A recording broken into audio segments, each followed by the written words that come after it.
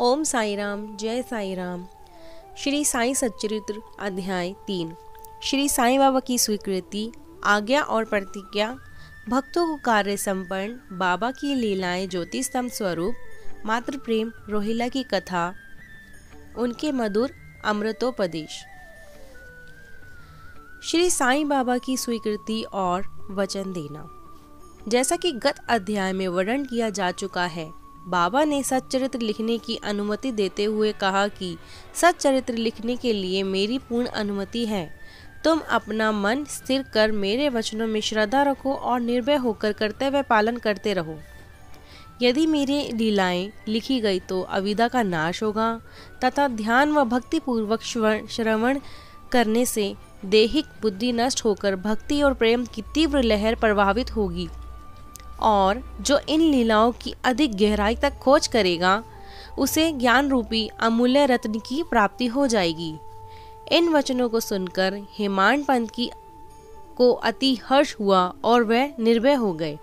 उन्हें दृढ़ विश्वास हो गया कि अब कार्य अवश्य ही सफल होगा। बाबा ने श्यामा की ओर दृष्टिपात कर कहा, जो प्रेम पूर्वक मेरा नाम स्मरण करेगा मैं उसकी समस्त इच्छाएं पूर्ण कर दूंगा। उसकी भक्ति में उत्तरोत्तर वृद्धि होगी। जो मेरे चरित्र और कृत्यों का श्रद्धा पूर्वक गायन करेगा उसकी मैं हर प्रकार से सदैव सहायता करूंगा।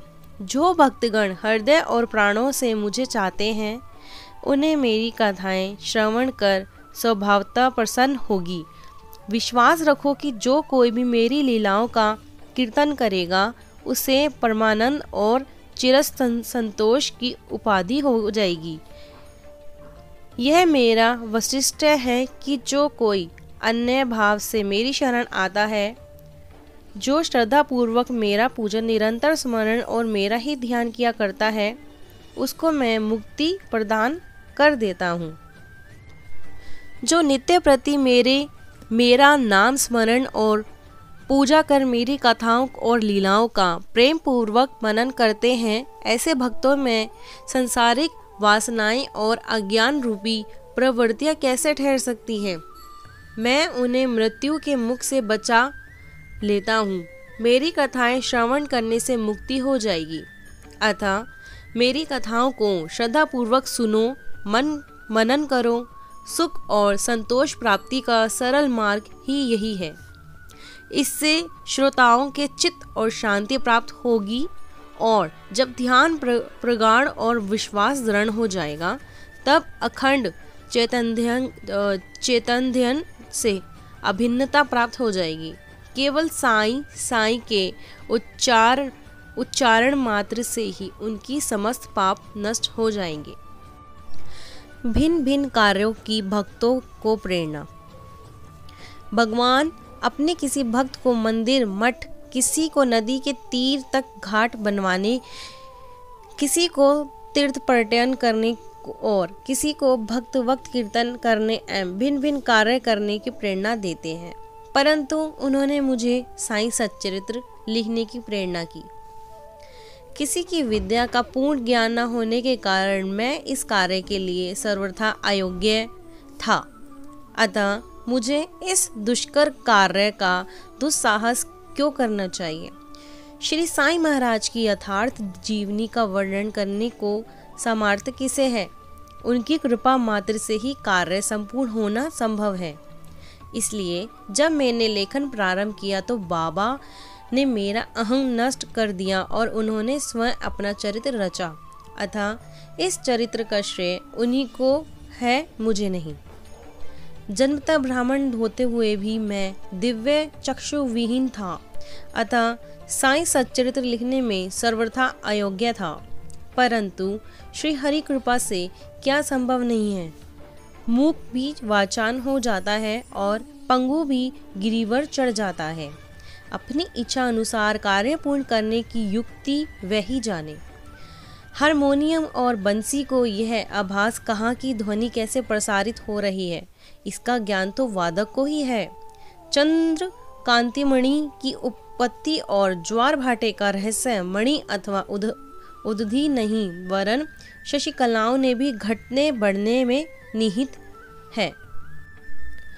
बाबा का चरित्र, ज्योति स्तंभ स्वरूप।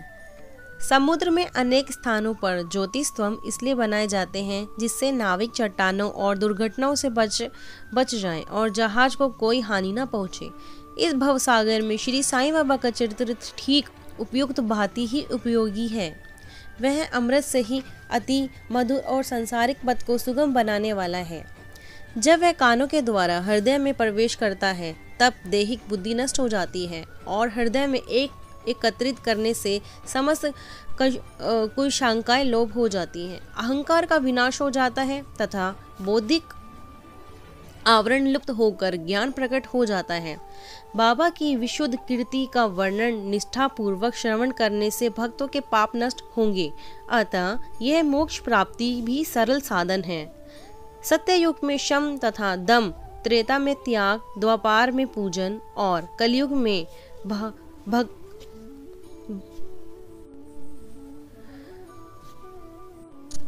भगत व कीर्तन ही मोक्ष का साधन है। यह अंतिम साधन चारों वर्णों के लोगों को साध्य भी है। अन्य साधन योग, त्याग, ध्यान, धारणा आदि आचरण करने में कठिन है, परंतु चरित्र का हरि कीर्तन का श्रवण तो अत्यंत ही सुलभ है। केवल उन पर ध्यान देने की ही आवश्यकता है। कथा श्रवण और कीर्तन से इंद्रियों की स्वाभाविक विषय शक्ति नष्ट हो जाती है और भक्त वासना रहित होकर आत्म साक्षात्कार की ओर अग्रसर हो जाता है। इसी फल को प्रदान करने के हेतु उन्होंने सच्चरित्र की रचना कराई। भक्तगण का सरलता पूर्वक चरित्र का अवलोकन करें और साथ ही उनके मनोहर स्वरूप का ध्यान कर गुरु और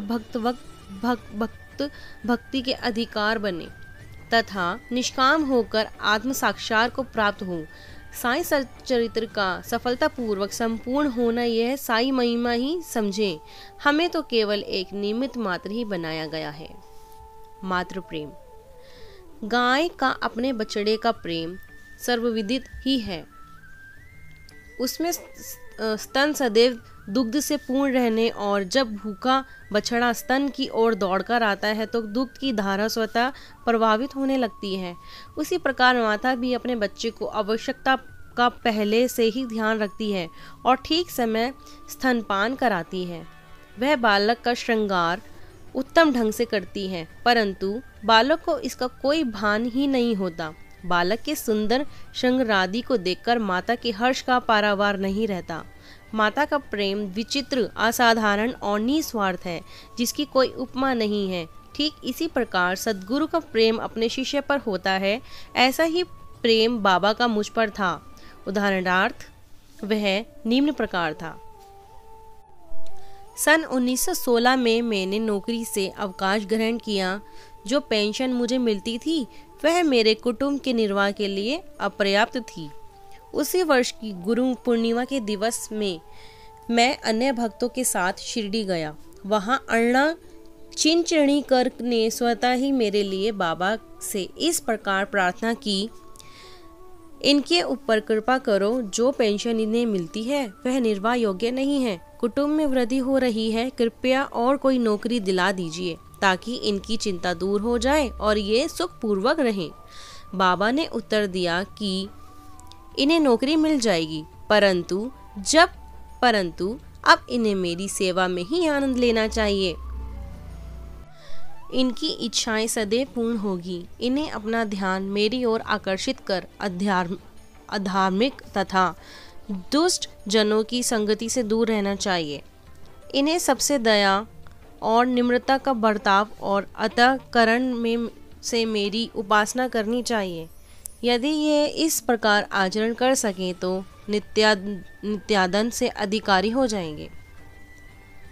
रोहिला की कथा। यह कथा श्री साईं बाबा के समस्त प्राणियों पर समान प्रेम की सूचक है। एक समय रोहिला जाति का एक मनुष्य शिरडी में आया। वह ऊंचा, पूरा, सुदृढ़ एवं सुगठित शरीर का था। बाबा के प्रेम में मुग्ध होकर वह शिरडी में ही रहने लगा। वह आठों प्रकार अपने उच्च और कर्कश आवाज में कुरान शरीफ के कलमे पढ़ता और अल्लाहू अकबर के नारे लगाता था। शिरडी के अधिकांश लोग खेतों में दिन भर काम करने के पश्चात जब रात्रि में घर लौटते तो रोहिला की कर्कश पुकार उनका स्वागत करती थी। इस कारण उन्हें रात्रि में विश्राम न मिलता था, जिससे वह अधिक कष्ट और असुविधा का अनुभव करने लगे। कई दिनों तक तो वे मौन रहे, परंतु जब कष्ट असहनीय हो गया तब उन्होंने बाबा के समीप जाकर रोहिला को मन कर इस उत्पात को रोकने की प्रार्थना की। बाबा ने उन लोगों की इस प्रार्थना पर ध्यान न दिया। इसके विपरीत गांव वालों को आड़े हाथों लेते हुए बोले कि वे अपने कार्य पर ही ध्यान दें और रोहिला की ओर ध्यान न दें। बाबा ने उन्हें कहा कि रोहिला की पत्नी बुरे स्वभाव की है और वह रोहिला को तथा अधिक कष्ट पहुंचाती है, परंतु वह उसके कलमों के समक्ष उपस्थित होने का साहस करने में असमर्थ है और इसी कारण वह शांति और सुख में है। यथार्थ में रोहिला की कोई पत्नी न थी। बाबा का संकेत केवल कुविचारों की ओर था। अन्य विषयों की अपेक्षा बाबा प्रार्थना और ईश आराधना को महत्व देते थे। अतः उन्होंने रोहिला के पक्ष का समर्थन कर ग्रामवासियों को शांतिपूर्वक थोड़े समय तक उत्पात सहन करने का परामर्श दिया। बाबा के मधुर अमृतोपदेश। एक दिन दोपहर की आरती के पश्चात भक्तगण अपने अपने घर को लौट रहे थे, तब बाबा ने निम्नलिखित अति सुंदर उपदेश दिया। तुम चाहो कहीं भी रहो, जो इच्छा हो सो करो, परंतु यह सदैव स्मरण रखो कि जो कुछ तुम करते हो वह सब मुझे ज्ञात है। मैं ही समस्त प्राणियों का प्रभु और घट घट में व्याप्त हूँ। मेरे ही उदर में समस्त जड़ व चेतन प्राणी समाये हुए हैं। मैं ही समस्त ब्रह्मांड का नियंत्रण करता व संचालक हूँ। मैं ही उत्पत्ति, स्थिति व संहार करता हूँ। मेरी भक्ति करने वालों को कोई हानि नहीं पहुँचा सकता। मेरे ध्यान की उपेक्षा करने वाला माया के पाश में फंस जाता है। समस्त जंतु, चींटियाँ तथा दृश्यमान, परिवर्तमान और स्थायी विश्व में ही स्वरूप है। इस सुंदर तथा अमूल्य उपदेश को श्रवण कर मैंने तुरंत यह दृढ़ निश्चय कर लिया कि अब भविष्य में मैं अपने गुरु के अतिरिक्त अन्य किसी मानव की सेवा न करूँगा। तुझे नौकरी मिल जाएगी। बाबा के इन वचन का विचार मेरे मस्तिष्क में बराबर चक्कर काटने लगा। मुझे विचार आने लगा, क्या सचमुच ऐसा घटित होगा? भविष्य की घटनाओं से स्पष्ट है कि बाबा के वचन सत्य निकले और मुझे अल्पकाल के लिए नौकरी मिल गई। इसके पश्चात मैं स्वतंत्र होकर एक चित और जीवन पर्याप्त बाबा की ही सेवा करता रहा। इस अध्याय को समाप्त करने से पूर्व मेरी पाठकों से विनम्र प्रार्थना है कि समस्त बाधाएं जैसे आलस्य, निद्रा, मन की चंचलता व इंद्रिय आसक्ति दूर कर और एक चित हो अपना ध्यान बाबा की लीलाओं की ओर दें और स्वाभाविक प्रेम निर्माण कर भक्ति रहस्य को जाने तथा अन्य साधनाओं में व्यर्थ श्रमित न हो। उन्हें केवल एक ही सुगम उपाय का पालन करना चाहिए और वह है श्री साईं लीलाओं का श्रवण। इससे उनका अज्ञान नष्ट होकर मोक्ष का द्वार खुल जाएगा। जिस प्रकार अनेक स्थानों में भ्रमण करते हुए भी लोभी पुरुष अपने गड़े हुए धन के लिए सतत चिंतित रहता है, उसी प्रकार श्री साईं को अपने हृदय में धारण करो। अगले अध्याय में श्री साईं बाबा के शिरडी आगमन का वर्णन होगा। श्री सद्गुरु साईनाथ पण समस्तु शुभम भवन्तु। ओम श्री साईनाथाय नमः।